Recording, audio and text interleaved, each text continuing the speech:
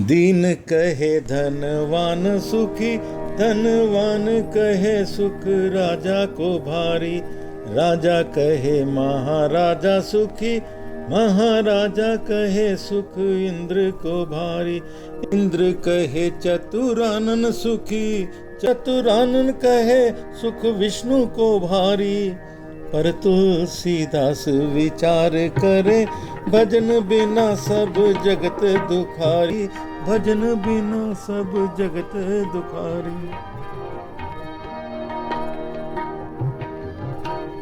तुलसीदास जी इन पंक्तियों में कहते हैं कि दीन यानी कि जो गरीब है वो कहता है कि धनवान अधिक सुखी है मुझसे।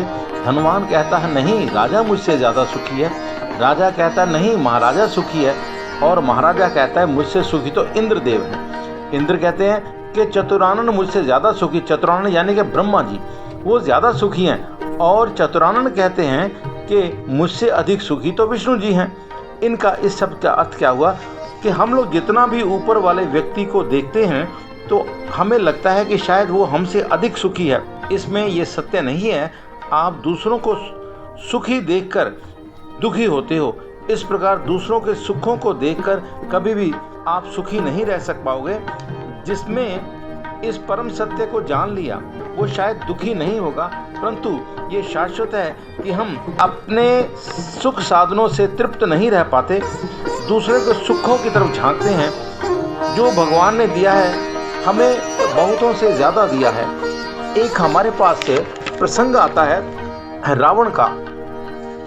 वनवास में भगवान राम के पास अपर्याप्त साधन होते हुए भी वो अपने आप को पर्याप्त मानते हैं। उधर त्रिलोक की संपदा, कुबेर का रथ, सोने की लंका व मंदोदरी जैसी सुंदर सुशील पतिव्रता नारी के होते हुए भी रावण को अपूर्ति का दंश डस रहा है।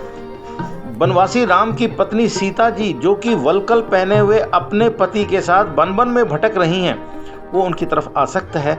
रावण के पास पर्याप्त होते हुए भी उसको अपूर्ति का कांटा सदैव भी चुभ रहा है। यही कारण है कि वो लोभ काम क्रोध मोह माया में पड़कर उसमें लिप्त होकर इतना धनी रथी दशानन रावण दुर्दशा को प्राप्त हुआ। रामचरितमानस में ये शिक्षा मिलती है कि अपने अपर्याप्त साधनों के होते हुए भी जो इंसान उसमें पर्याप्त सुख प्राप्त करता है वो उसी का जीवन सुखी है। अलेक्जेंडर यानी कि सिकंदर महान, जो कि मैसेडोनिया का बादशाह था, तमाम अपना परचम दुनिया में फहराने के लिए निकला हुआ था। 356 में उसकी मृत्यु होती है।